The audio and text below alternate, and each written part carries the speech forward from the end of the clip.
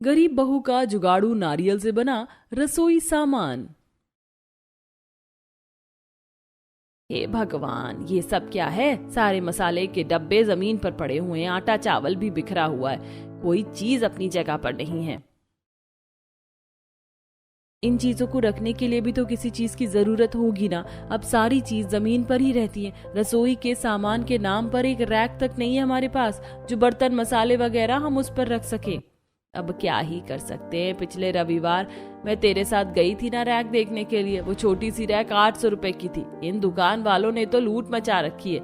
चल छोड़, अब ये सब मेरे साथ ये सामान उठा दो। पैसों की कमी के चलते हर गरीब परिवार में किसी न किसी चीज को लेकर दिक्कत होती है। तो वहीं इस परिवार में पैसों की कमी के चलते घर की बहू को रसोई के सामान को लेकर काफी दिक्कत आती है। राशि, मैंने इन दोनों कटोरों में कढ़ी निकाल दी है और बड़ी प्लेट में चावल। इन्हें ले जाकर जोड़ दो। हम खाने वाले इतने लोग हैं और आपने सिर्फ 2 कटोरे में कढ़ी निकाली है। अब सबके लिए अलग अलग छोटी छोटी कटोरियां भी तो होनी चाहिए।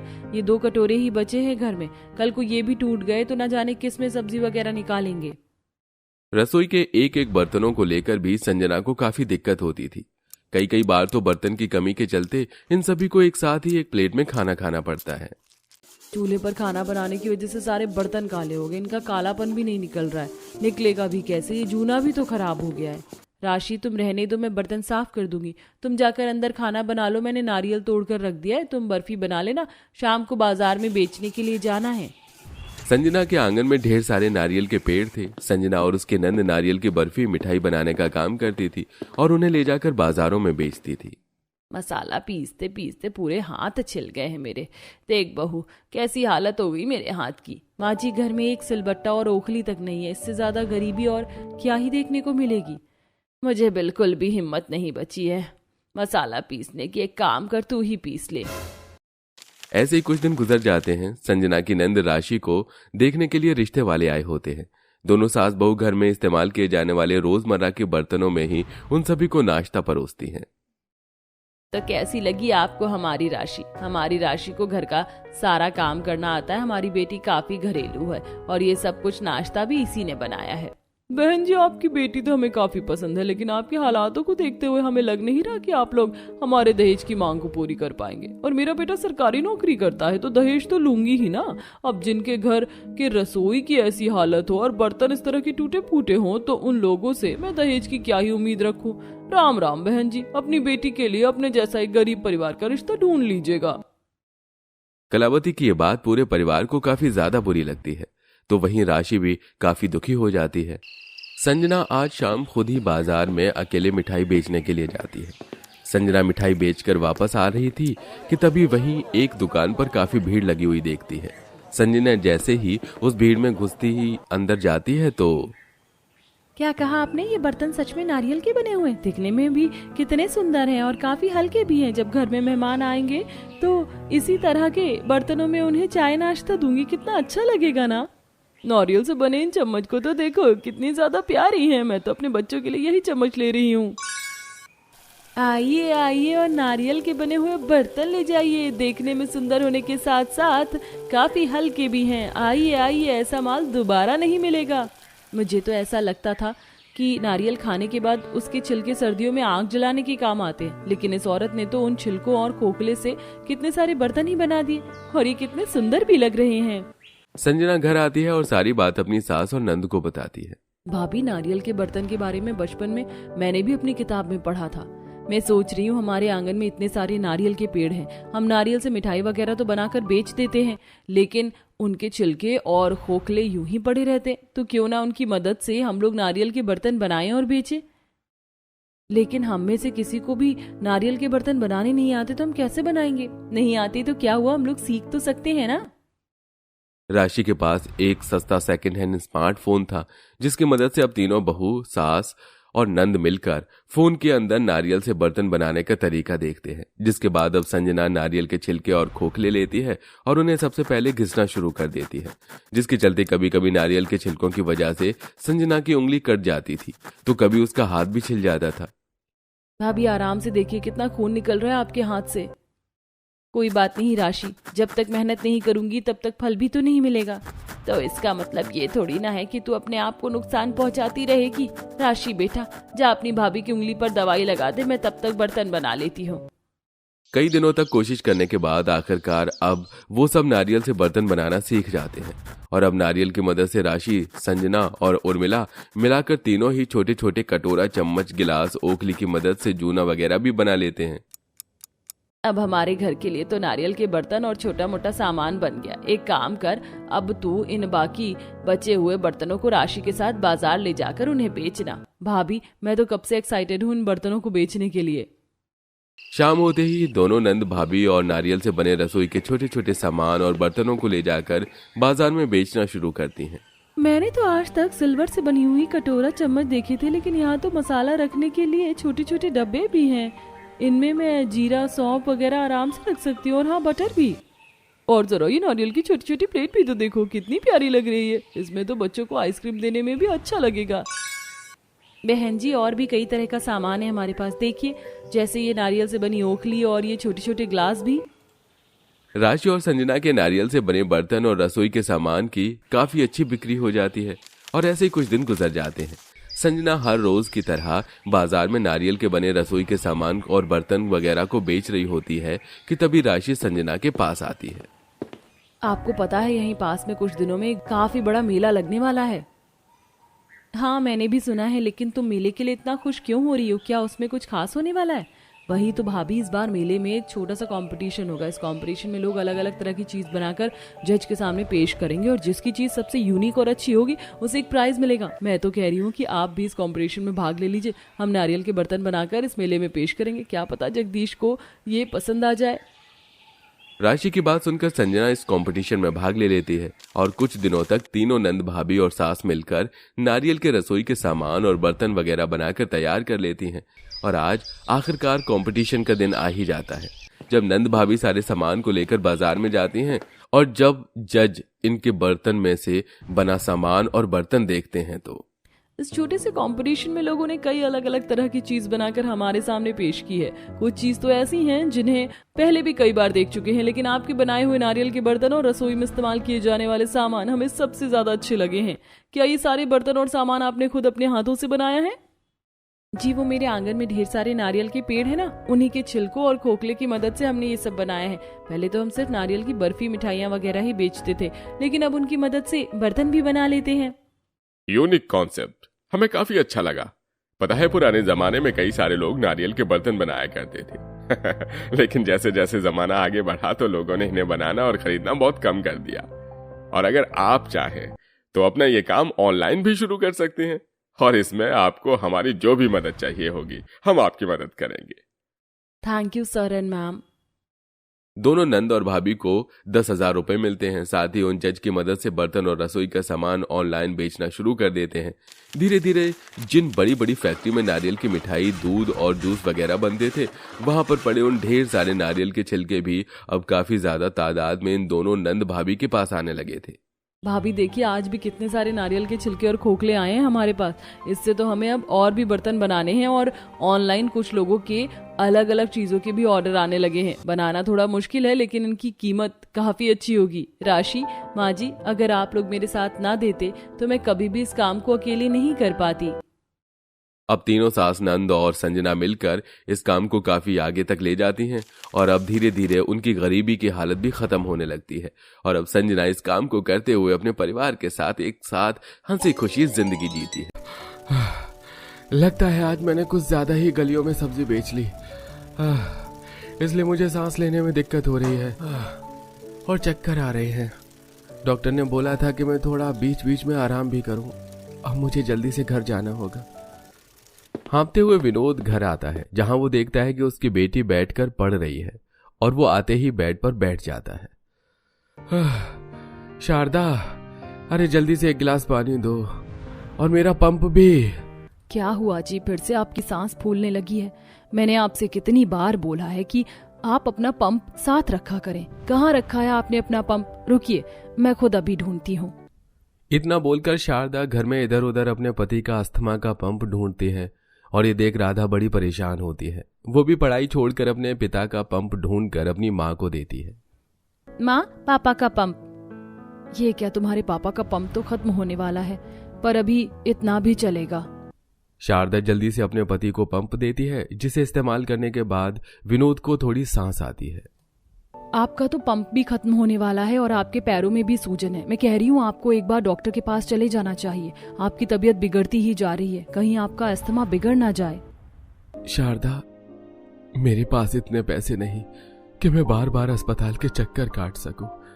मुझे अपनी बच्ची को भी पढ़ाना है, और जैसे मिश्रा ने अपने बेटे को दुबई डॉक्टर बनने के लिए भेजा है, मैं चाहता हूं कि मेरी बेटी भी दुबई जाए और डॉक्टर बनकर आए। पापा, मैं बड़ी होकर दुबई जरूर जाऊंगी और वहीं से डॉक्टर की डिग्री भी लेकर आऊंगी, और बड़ी होने के बाद आपका इलाज भी करूंगी। पैसे की वजह से आप सही से अपना इलाज नहीं करवा पा रहे हैं ना? हाँ मेरी बच्ची, तू बड़ी होकर दुबई से डॉक्टर बनकर आना, फिर तो हमारे गांव की इकलौती और पहली महिला डॉक्टर बनेगी और हम सभी को तुझ पर गर्व होगा। राधा पढ़ने में काफी होशियार थी, इसलिए विनोद चाहता था कि मिश्रा के बेटे की तरह उसकी बेटी भी दुबई से डॉक्टर की डिग्री ले। इसलिए वो अपना इलाज सही से न करवाकर अपनी बेटी के पढ़ाई पर पैसा लगाता है। समय यूं ही गुजरता है और देखते ही देखते राधा बड़ी हो जाती है और वो 12th पास करके अपना रिजल्ट चेक कर घर आती है। तभी वो रास्ते में देखती है कि एक बच्चा बेहोश हो गया है और लोगों ने उसे घेर रखा है। अरे, ये आप सब क्या कर रहे हैं? बच्चा बेहोश है, उसे हवा आने दीजिए। आप लोगों ने तो उसकी हवा ही रोक रखी है। इतना बोलकर राधा सभी को साइड करती है और उस बच्चे को CPR देती है और बच्चा होश में आता है। ये देख गांव वाले तालियां बजाने लगते हैं और गांव में भीड़ देख शारदा और विनोद सब्जी छोड़ उस भीड़ के पास आते हैं, जहां वो देखते हैं कि गांव वाले उसकी बेटी की तारीफ कर रहे हैं। शारदा, तुम्हारी बेटी न सिर्फ पढ़ने में होशियार है, बल्कि इसके अंदर तो सच में डॉक्टर वाली काबिलियत भी है। अरे भगवान करे हमारी राधा बहुत जल्द डॉक्टर बने, ताकि हम गरीबों का सस्ते में इलाज कर सके। काका, आपका और मेरे पापा का सपना मैं जरूर पूरा करूंगी। पापा, ये देखो मेरा रिजल्ट। मैं सिर्फ अपने क्लास या स्कूल में नहीं, बल्कि पूरे गांव में फर्स्ट आई हूँ, पूरे 99.5% के साथ। ये देख विनोद का सीना गर्व से चौड़ा हो जाता है। अब इसी तरह कुछ दिन बीत जाते हैं और राधा दुबई जाने के लिए काफी सारे फॉर्म भरती है और कुछ एग्जाम्स की तैयारी करने लगती है। इसी बीच उसकी नजर उसके पास बैठे उसके पिता के पैरों पर पड़ती है। पापा, आपके पैरों की सूजन तो बढ़ती ही जा रही है। अरे बेटा, तू मेरे पैर की सूजन क्यों देखती है? तू अपनी पढ़ाई पर ध्यान दे। तुझे दुबई जाना है और मुझे सब्जी बेचनी है। विनोद, इसकी चिंता तो मत करो, हमारी राधा दुबई जाएगी। दुबई में मेरे भाई का लड़का भी रहता है, वो भी डॉक्टर की पढ़ाई कर रहा है। एक बार बस हमारी बिटिया को दुबई जाने के लिए पासपोर्ट मिल जाए तो उसके बाद राधा को DHA की परीक्षा देनी होगी दुबई में, और परीक्षा बहुत अच्छी हुई तो इसे स्कॉलरशिप भी मिलेगी, और अगर नहीं भी मिली तो मैं सब खर्चा उठाऊंगा। पर हमारी बिटिया दुबई से डॉक्टर की डिग्री लेकर इंडिया जरूर आएगी, और इसकी जिम्मेदारी मेरे ऊपर छोड़ दो, क्योंकि मैं भी चाहता हूं भाई कि हमारे गांव की पहली महिला डॉक्टर जल्द से जल्द बने, और इन सब का सारा खर्च मैं उठाऊंगा। क्योंकि राधा गांव की एक लौती और पहली ऐसी लड़की थी जो डॉक्टर बनना चाहती थी, वो भी दुबई जाकर। इसलिए न सिर्फ उसके माता पिता बल्कि सरपंच भी इसमें उसका पूरा साथ देता है। समय यूं ही गुजरता है और बहुत जल्द राधा को पासपोर्ट मिल जाता है और वो दुबई के मेडिकल यूनिवर्सिटी में जाने के लिए सारे ऑनलाइन एग्जाम क्लियर कर लेती है और दुबई जाने के लिए तैयार हो जाती है। ये लो बेटा, तुम्हारा वीजा, पासपोर्ट और बोर्डिंग कार्ड। अब जल्दी से एयरपोर्ट के लिए निकलो, इससे पहले कि तुम लेट हो जाओ। बेटा, पापा, मैं कुछ सालों के लिए दुबई जा रही हूँ, पर इसका मतलब ये नहीं कि आपसे दूर हो रही हूँ। आप देखना, मैं जब वहां से आऊंगी तो मैं आपका सबसे पहले सब्जी बेचने का काम छुड़वाऊंगी। सब्जी बेचकर आपने मुझे खूब पढ़ा लिया, अब मेरी जिम्मेदारी है कि मैं कमाऊं। हाँ बेटा, तेरे आने के बाद तेरे पापा सब्जियां नहीं बेचेंगे। वैसे भी बच्चे ही तो माँ बाप के बुढ़ापे का सहारा होते हैं। और बेटा, तू मेरी चिंता मत कर, मुझे कुछ नहीं होगा। मेरी डॉक्टर बेटी का पहला पेशेंट इंडिया में मैं ही बनूंगा।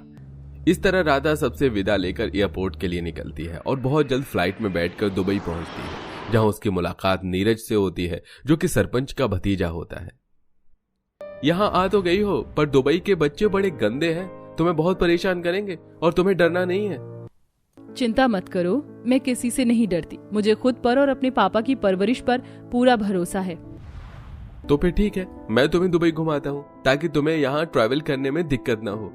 इस तरह नीरज राधा को दुबई के हॉस्टल, रेस्टोरेंट, हॉस्पिटल जैसी जगह घुमाता है और कैसे बस से ट्रैवल किया जाता है इसके बारे में बताता है। साथ ही वो उसको बुर्ज खलीफा भी दिखाता है ताकि उसे अच्छा लगे।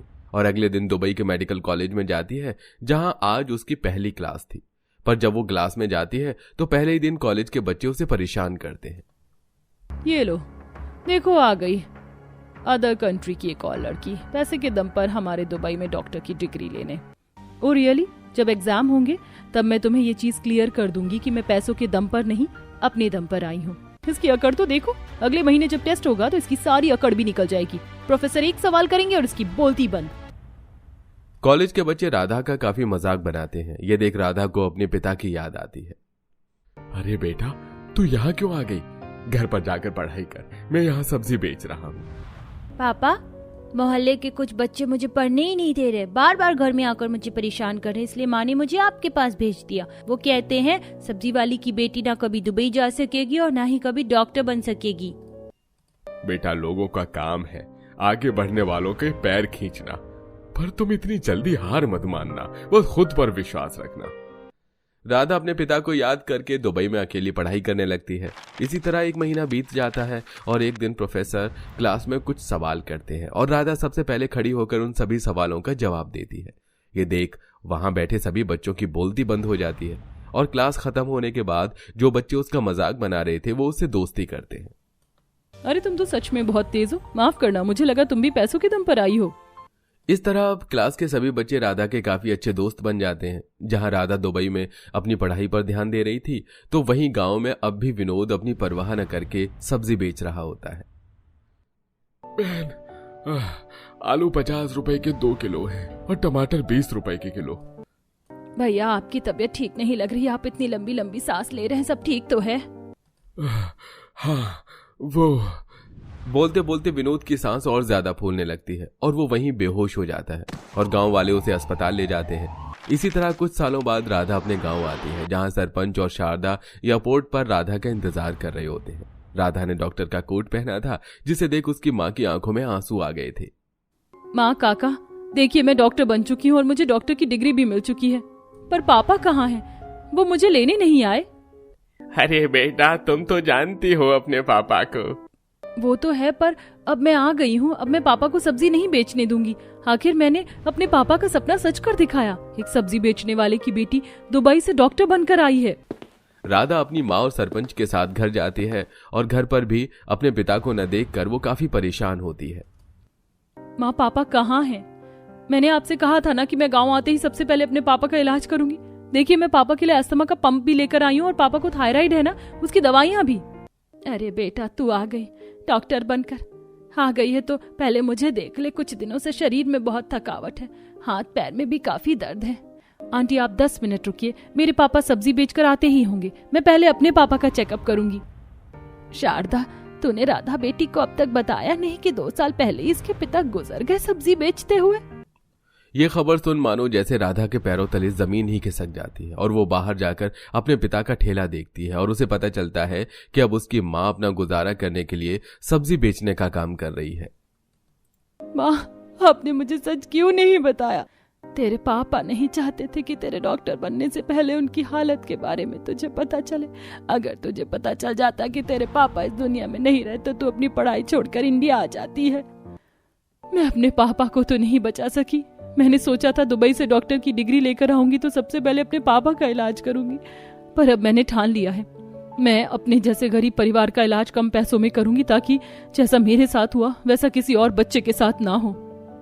इस तरह अब राधा अपने घर में ही छोटा सा क्लिनिक खोल लेती है और अपने जैसे बेसहारा गरीब, बूढ़े, बुजुर्ग और गरीब लोगों का मुफ्त में इलाज करती है।